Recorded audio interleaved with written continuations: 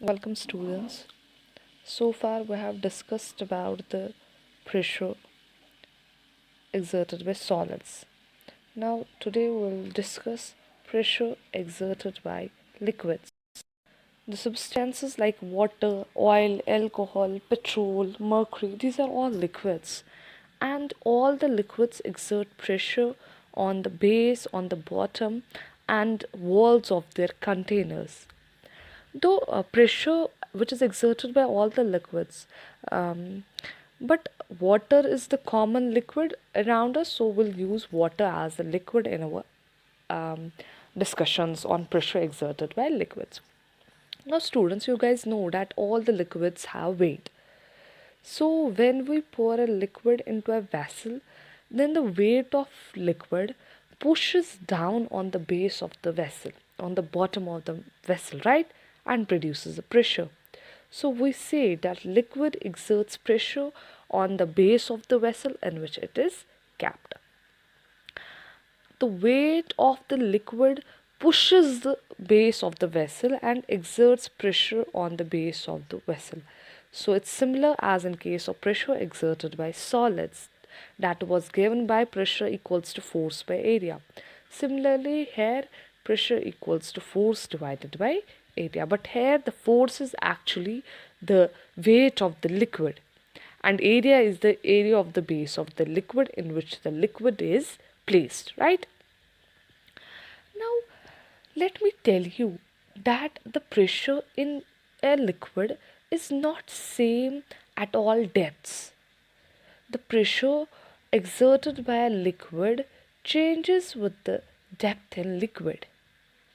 Actually, the pressure exerted by a liquid increases with increasing depth inside the liquid. So it means that the pressure exerted by liquid is small just under the surface of the liquid. If we take a liquid and just under the surface of the liquid, the pressure will be less because that is the less depth. But as we go deeper in a liquid, pressure of liquid increases. Actually, as the depth of liquid increases, you know what? Weight of the liquid column pushing down from above increases, right? So when the weight of the liquid column above increases, pressure also increases because weight is nothing but the force, and force acting on an area produces pressure. So as the depth of liquid increases, weight of the liquid pushing down from above that increases, and hence pressure also increases. You can have an activity to show that pressure of a liquid increases with depth.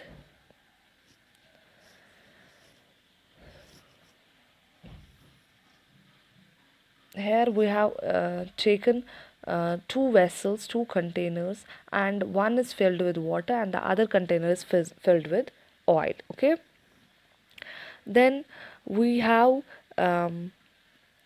we have filled the both with water, one with water and the other one with oil. Now both the vessel has a short thin tube fitted at same depths. Okay, and now what happened, we have placed cork there, but as soon as we filled with them with water and another one with oil, and we'll remove the corks, and on removing the corks we'll observe that the water will travel the farthest distance, right? Water will go farther away, and cooking oil, it will cover a little distance. It will travel the shortest distance from the base of the vessel. But why? We have placed these openings at same depths. Then why the water that moves the farthest and the oil that moves a very small distance? Basically, both of the liquids are exerting pressure on the walls of the container. That is why, on removing the corks, they came out of the vessel. Okay, but pressure depends on the density of the liquid, and you guys know that the cooking oil is very dense. and water is less dense. So what happens? The less dense will cover a more will produce a more pressure, and when it produces more pressure, it will go farthest because it's having greater force on the walls of the vessel. And cooking oil being more denser, it produces less pressure on the walls of the container. That is why it covers shorter distance. But now if we do one thing, if we use only one vessel and place three uh, thin short tubes at different depths, okay, and then after filling the vessel with water, I'll again remove the corks, and as soon as the corks will get removed, you will see that the water from the uppermost tube, if I fit this with three tubes, then the water from the uppermost tube which is coming out, that will travel the shortest distance from the base of the vessel, and water from middle tube, that goes little farther away, and water from the lowermost tube, that goes more farther away, that shoots out farthest of all. Why? Because the depth of water in the vessel is increasing, and when depth is increasing, the pressure exerted by water also increases.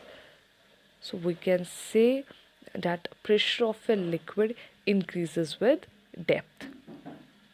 So greater the depth of a point in a liquid, greater is the pressure. Okay. So one more conclusion which we can draw from this activity is that liquids also exert pressure on the walls of the vessel in which they are stored. That means the sideways pressure is exerted by liquids, and this sideway pressure increases with the depth of the liquid, and the sideway pressure of liquid on the walls of the vessel is almost zero at its surface, okay, but as the depth increases, sideways pressure increases, and it becomes maximum near the bottom of the vessel. So that is why, you know what, wall of a dam, that is made thicker at the bottom than at the top. Why? So as to tolerate high sideway pressure exerted by deep water stored in a dam, because that will exert high pressure at the bottom. So that is why the bottom is made thicker than at the top. Okay. Now, many times you might have observed, we see a fountain of water rushing out of leaking joints, leaking holes in the pipes of main water supply line in our city. You might have observed this. Why there's a like fountain of water rushing out of those joints, those holes? Because of very high pressure exerted by water on the sides of walls of the pipes, and they will form a fountain.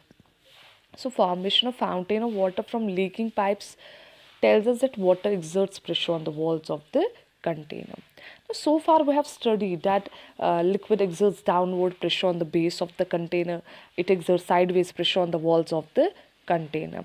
Though it may seem awkward, but liquid exerts pressure in the upward direction also. So you can say that liquid exerts pressure in all directions, even upwards. Okay. Actually, the pressure at any point in a liquid acts equally in all directions, even in upwards.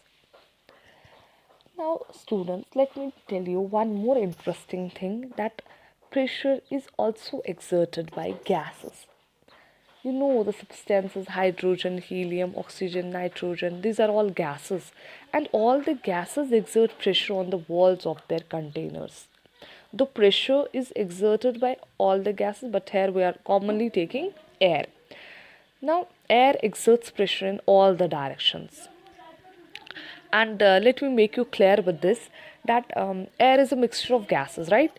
And all the gases are made of tiny particles, they are made of molecules which move around quickly in all directions. And while moving, these fast moving gas molecules, they collide with one another and with the walls of the container in which they are kept. And when the fast moving gas molecules they collide with the walls, they exert a force on the walls of the container, and this force produces gas pressure, it produces air pressure. So air pressure arises due to the constant collisions of tiny molecules of the gases present in air with the walls of the container in which it is enclosed. So now if a certain mass of air is compressed into a smaller volume, the number of collisions of air molecules per unit area increases.